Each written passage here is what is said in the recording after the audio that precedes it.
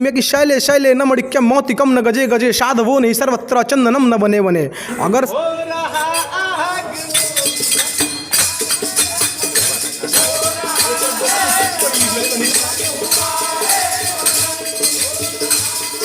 यही प्रयास है कि हम लोग मंदिर की ओर चले। नमस्कार, मैं हूं विपुल कुमार और हम पहुंच चुके हैं बिहार पश्चिम चंपारण जिला के ये राम जानकी मंदिर है पांडे टोला की। और यहाँ पर एक आज मंगलवार है नाम के संस्था चलती है जिसमें भजन कीर्तन भी आपने देखा है हुआ है।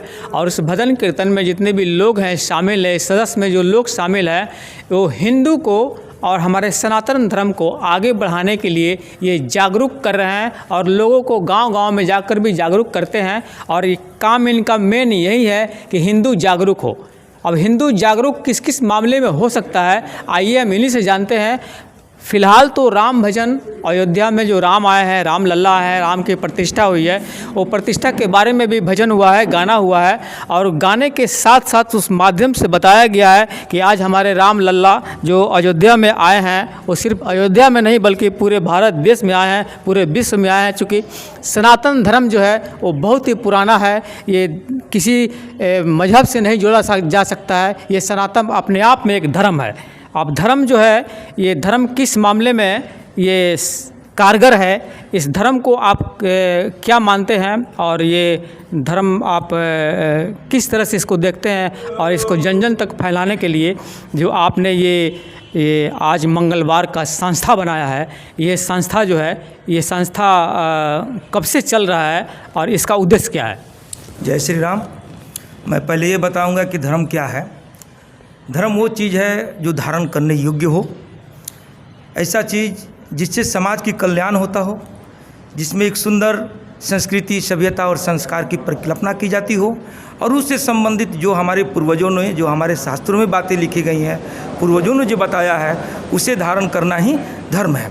हमारे श्री राम धर्म के पोषक थे, उन्होंने धर्म धारण किया था और मर्यादा बने थे। और मर्यादा पुरुषोत्तम की जो उनकी जो सोच रही, जो उनकी समझ रही और जिस मर्यादा और जिस व्यवस्था के अंतर्गत भगवान के प्रवृत्ति को और भगवान की योग्यता को प्राप्त किया उन्होंने, यही हम लोग की इच्छा है कि जब श्री राम आए हैं तो हमारा जो भारत है और भारत के जो हिंदू हैं वो श्री राम के प्रतीक बने और श्री राम के संस्कारों और आचरण पर चलें और मर्यादा पुरुषोत्तम बने। यही हमारी, यानी कि पुरुषों में वो उत्तम बने। और राम की जो जीवन है, कथा है, वो एक बलकल में भी उनका 14 बरस बीता है। और उस बलकल में सिर्फ बिना चप्पल के पाँव में जो अपना जीवन बिताए हैं 14 बरस, वो कैसे बिताए हैं उसी चीज़ को यहाँ पर दर्शाया जा रहा है। और दर्शाने के क्रम में हम आप बात करते हैं कि आज का जो जीवन है जो मॉडर्न हो गया है और सभी लोग सुखदायी हो गए हैं, धन दौलत वाले हो गए हैं, पैसे वाले हो गए हैं। तो ये राम से तुलना आज ये कलयुग में कैसे करेंगे आप? जय श्री राम। आज मंगलवार है, संस्था के माध्यम से हम लोग सभी हिंदुओं में जो उनका संस्कार खो गया है या विलुप्त होता जा रहा है, जो उनके विचार कुत्सित हो गए हैं, उसको वापस लाने के लिए, वो जो सो रहे हैं उनको जगाने के लिए हम लोग एक प्रयास कर रहे हैं। हम राम से शिक्षा ले रहे हैं कि राम आवश्यकता पड़ने पर राज का त्याग कर दिया और संस्कार का पालन किया, दुष्टों का नाश किया। उसी प्रकार से हमारे हिंदू भाई भी अपने कुविचारों का त्याग करें और जनहित में, देश हित में, राष्ट्र हित में जो भी उचित कदम हो उठाएं। राम के जीवन से तो आप सीख ले रहे हैं, लेकिन आप जो सीख क्या दे रहे हैं समाज को ये बताइए ना। हम समाज को वही संस्कार की सीख दे रहे हैं कि राम जैसा आचरण करो, राम जैसा संस्कार अपने अंदर पालो, माता पिता के वचन का पालन करो, न्याय हित में कार्य करो, किसी के पक्ष में मत जाओ, जो न्याय के पक्ष में हो वही काम करो। यही हम संदेश दे रहे हैं लोगों को। ये जो संस्था है, जो आज मंगलवार जो ये संस्था है, ये संस्था का उद्देश्य क्या है? उद्देश्य बताइए कि उद्देश्य में आप किन किन बातों को लेकर आप जागरूक करते हैं लोगों को, जो गांव में जाते हैं, क्या आप बोलते हैं आप? जय श्री राम। आज मंगलवार है का मेन उद्देश्य है जो लोगों को संदेश हम लोग आज मंगलवार है ग्रुप के द्वारा पहुंचाना चाहते हैं।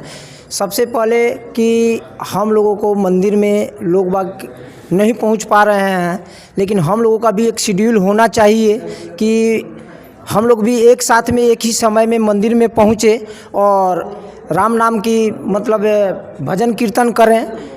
कलयुग है, हनुमान जी साक्षात हम लोगों की देवता हैं। अपने नज़दीकी मंदिर में पहुंच करके शाम को 7 से 7:30 बजे का टाइम रखा जा रहा है। कम से कम हर सनातनियों के घर से संकल्प लेना पड़ेगा कि हम अपने नज़दीकी मंदिर में शाम को 7 से 7:30 बजे पहुँचें और राम नाम का नाम लें और हनुमान चालीसा का पाठ करें और एक दूसरे के सुख दुख में सहयोग आए। जय श्री राम। सुख दुख जो है वो दुख का मायने क्या है, इसमें सुख का मायने क्या है? जैसे आपस में बहुत ऐसी बातें होती हैं जो सुख में भी आ जाती है, दुख में भी आती हैं। बहुत तरह से लोगों के आपस में बहुत सी प्रॉब्लमें होती हैं। बहुत लोग तो ये चाहता है, ये सोचता है कि हम मंदिर में नहीं जाकर भी खुश हैं। तो उस आदमी को क्या समझा पाएगा कि नहीं, मंदिर में आना ही है, मंदिर में आइएगा तभी खुशी मिलेगा। मंदिर हम लोगों का बहुत बड़ा आस्था है।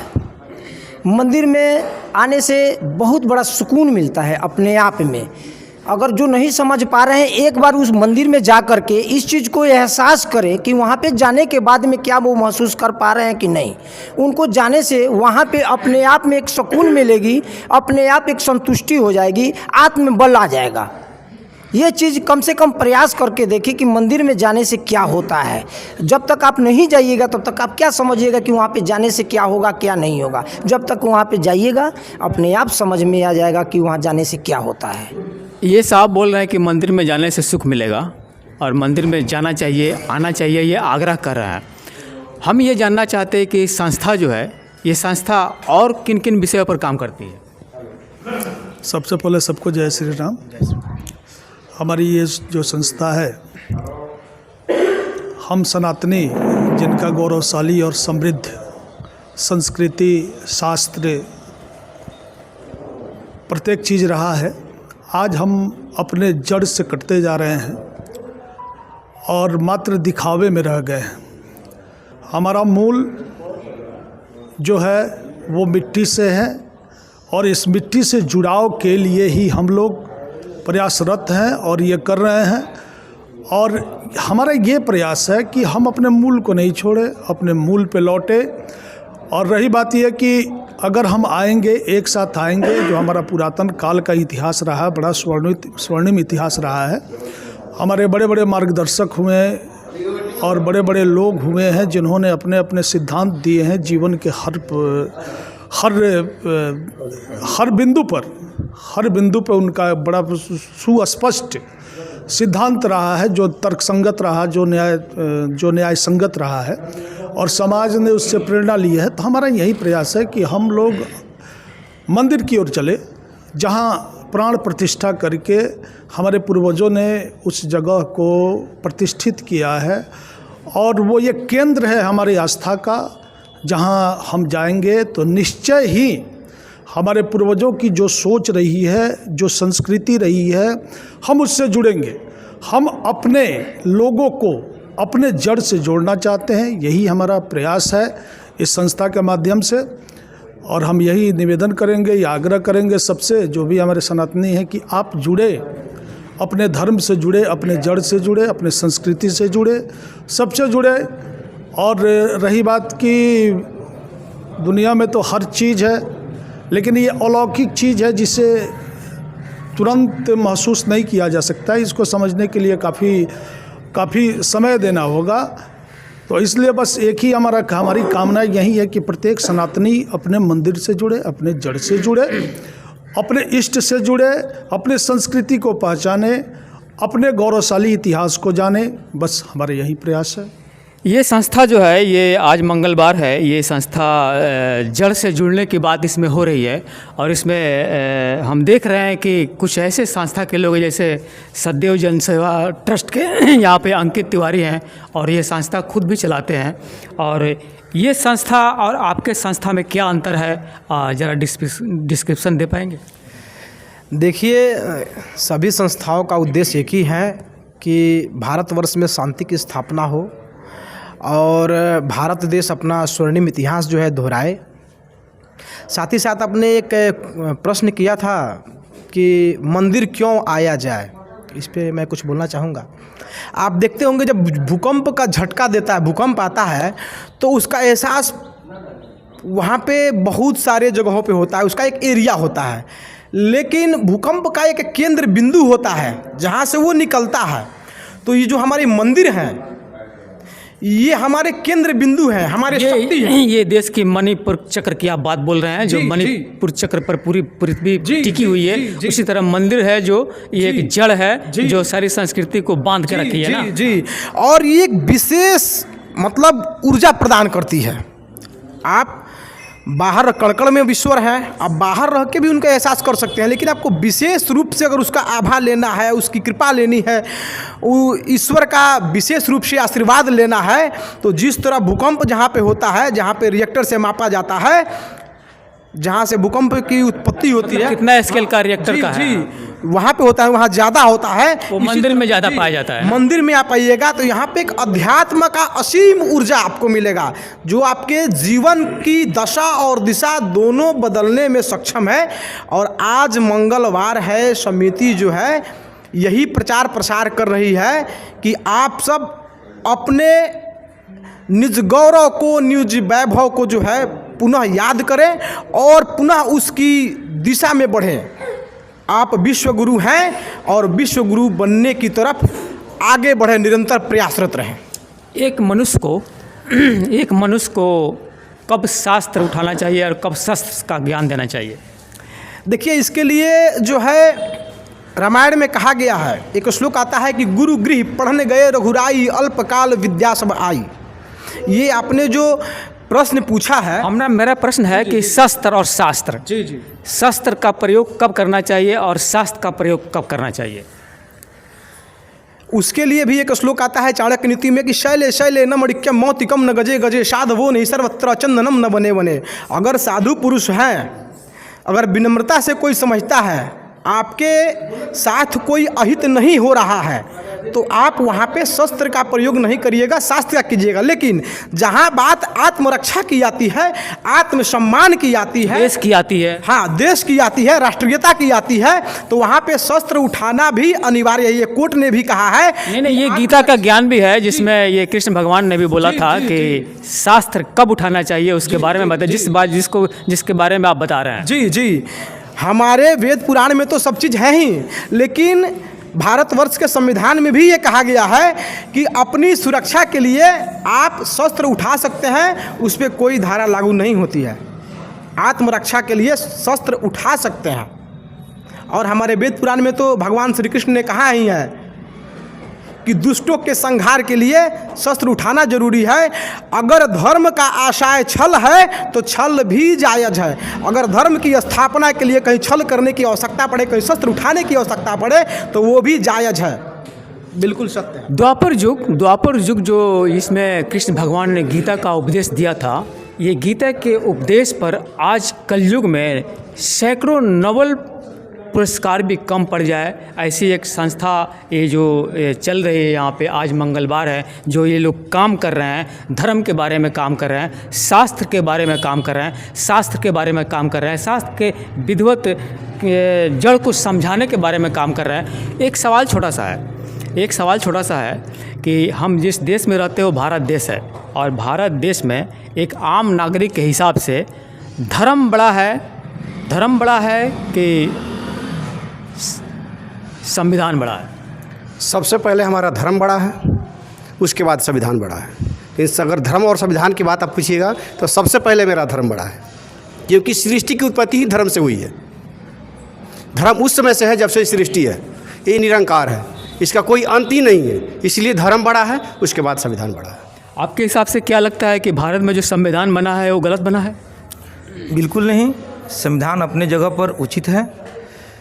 हम एक अधिवक्ता होने के नाते संविधान का हम विरोध नहीं कर सकते हैं, लेकिन इस संविधान के अलावा धर्म भी अपनी जगह पर उच्च है, श्रेष्ठ है, सम्मानीय है, क्योंकि धर्म ही हमें आचरण देती है, संस्कार देती है और संस्कृति देती है। जो संविधान नहीं है, संविधान में वो व्यवस्था नहीं है कि जो हमें हमारे संस्कार बताता हो, हमारी संस्कृति बताता हो, हमारी सभ्यता बताता हो।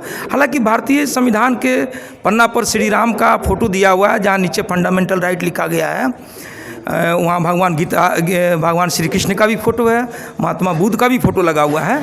इसलिए फ़ोटो देने का पीछे यही रहा होगा उस समय संविधान निर्माताओं का कि जो इन लोगों ने धर्म के बारे में जो संदेश दिया है ये संविधान के साथ ही है। जिस देश के संविधान के पहले पन्ने पर राम की तस्वीर हो उस देश में राम पर विरोध क्यों? राम पर विरोध क्यों होता है? आज जो राम लल्ला का जो प्राण प्रतिष्ठा हुआ था उसमें बहुत सारे पार्टियों को निमंत्रण गया, लेकिन वो निमंत्रण को ठुकरा दिए। उनके लिए आप क्या बोलिएगा? ये राजनीतिक उद्वेदना है।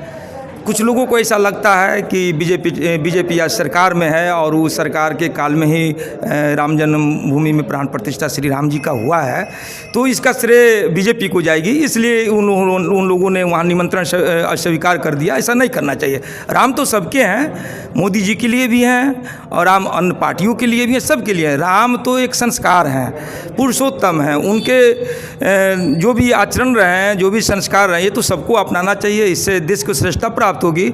आज विश्व राम के आचरण को मानता है। विश्व का कई ऐसा देश है कि जिस देश में आज भी राम नाम का एक रेगुलेशन चलता है। कई ऐसा देश है, बहुत सारे देश में आज भी राम का स्तूप, राम का मंदिर सब कुछ सुरक्षित रखा गया है। राम एक प्रतीक है, इस प्रतीक से सबको सीख लेनी चाहिए। कोई सजेशन ऐसा आपके विचार में चल रहा हो जो राम प्राण प्रतिष्ठा में जो निमंत्रण ठुकरा दिए हैं उनको राम अयोध्या में जाना चाहिए, राम से माफ़ी मांगना चाहिए?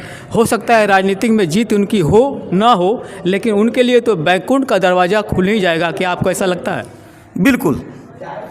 पार्टी से कोई भी व्यक्ति हो वो मनुष्य से अलग नहीं है और मनुष्यता से अलग नहीं है। एक मनुष्य को राम से थोड़ा सा भी दूरी बना के नहीं रहना चाहिए, वो भी भारत की भूमि पे जहाँ राम जन्मे हों, जहाँ राम की विचारधाराएं हों, जहाँ तुलसी बाबा की रामायण लिखी के बच्चे बच्चे जानते हों, जहाँ पूर्वजों ने हमें राम कथा से ही हमारे जीवन की शुरुआत की हो, वहाँ पे कोई व्यक्ति राम से विरोध करे, ये अच्छी बात नहीं है।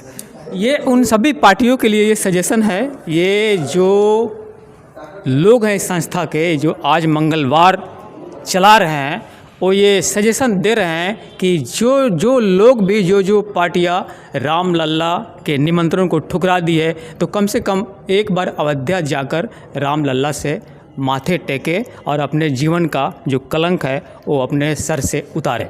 मैं Vipul Kumar, star ABP news, Bihar, Bettiah. जय श्री राम।